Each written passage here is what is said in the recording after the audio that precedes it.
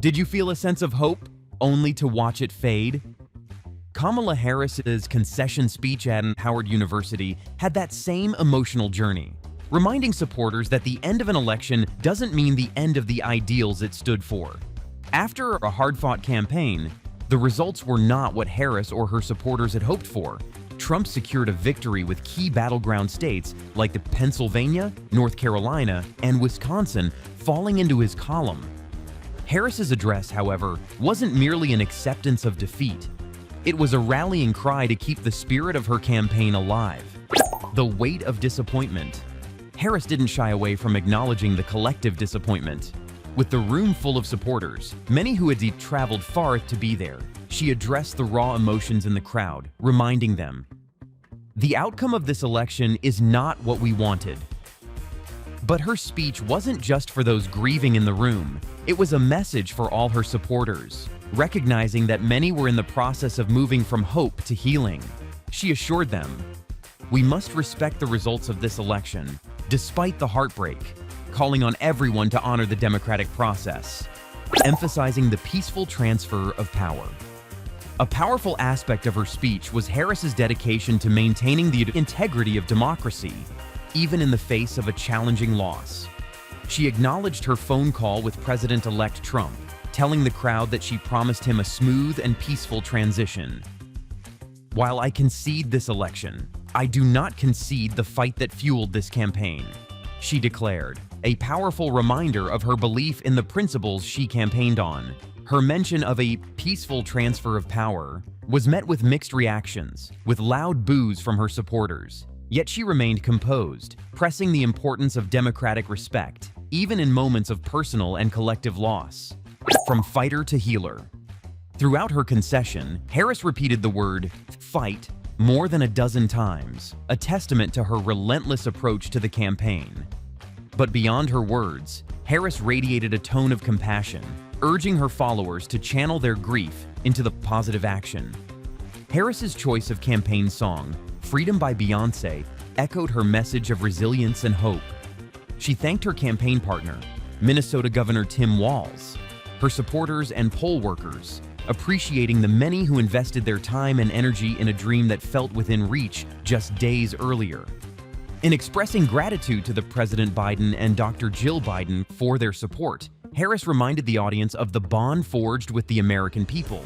She spoke directly to young women, young people, and all those watching, telling them, "It's okay to feel sad and disappointed." Her words served as a balm to the wounds of defeat, encouraging them to never give up on the fight for a brighter America. A campaign rooted in diversity and unity. Harris's campaign was historic in more ways than one. She was the first Black and South Asian American woman to run for the U.S. presidency. Her presence in the race alone was groundbreaking, sparking pride in supporters from the diverse backgrounds across the nation. Her campaign aimed to build a coalition across races, genders, and economic classes, bridging gaps that have long divided American politics. She mentioned that she built her campaign on unity and love for the country, bringing people together from every walk of life and background. However, exit polls reflected some setbacks that may have impacted the campaign's outcome. Harris, while capturing the support of 54% of female voters, fell short of the 57% of women who supported Biden in 2020. Additionally, her support among Black and Latino voters was slightly less than what Biden garnered 4 years earlier. Critics noted that her campaign could have strengthened its economic message, an issue that resonated deeply with many Americans facing rising inflation. The power of persistence. Harris's message was one of resilience, reminding her audience that even if the results didn't go their way, the fight wasn't over. "Only when it is dark enough can you see the stars," she quoted, providing an image of optimism in the face of despair. The setback, she suggested, is not an end, but a challenge, a moment to recommit to the ideals her campaign represented. Throughout her speech, Harris repeatedly spoke to the young people watching, urging them not to let this setback dampen their dreams. She encouraged them, saying, "Don't ever give up. Don't ever stop trying to make the world a better place." Her words were especially aimed at those who, like her, might face discrimination or feel marginalized. "You have power," she reminded them, reassuring them that no setback, no matter how significant, should dissuade them from their ambitions. Criticisms and lessons from the campaign trail. The Harris campaign was often criticized for failing to articulate a strong economic vision, which analysts say might have cost her critical support. In an America still grappling with the after effects of inflation and economic disparity, some felt that her platform didn't address these concerns with enough specificity. While her campaign message was heavily focused on social justice, equality, and women's rights, economic policies that address daily struggles weren't as prominent. This focus on broader social issues over direct economic proposals left some voters uncertain about the immediate changes a Harris administration would bring. Additionally, throughout her campaign, Harris didn't shy away from strong critiques of Trump, calling him a fascist and a threat to American democracy. While this rhetoric energized her base, it may have alienated undecided voters.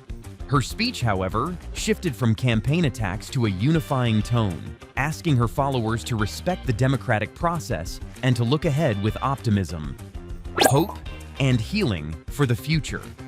Harris closed her concession with a sense of hope for the future, stating that the fight for America is worth it. In recounting her career as a prosecutor and a public servant, she spoke of the resilience she's seen in people during some of the worst times in their lives. Her career, she shared, taught her that even in moments of great pain and suffering, there is strength and courage within everyone. This spirit, she said, is what will keep America's promise alive.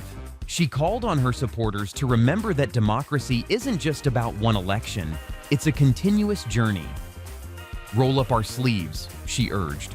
Organize, mobilize, and stay engaged for the sake of freedom, justice, and a future that we all know we can build together. Don't forget to like, subscribe, and comment below on what part of Kamala Harris's message resonated with you most. How do you feel about the direction of our country?